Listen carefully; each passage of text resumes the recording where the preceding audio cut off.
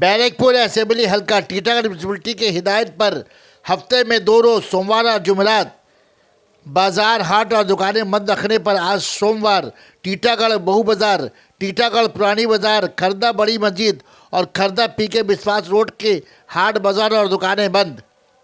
हफ्ते में 2 रोज सोमवार और जुमेरात बंद का सिलसिला 31 जनवरी तक जारी। सना मेडिकल हॉल,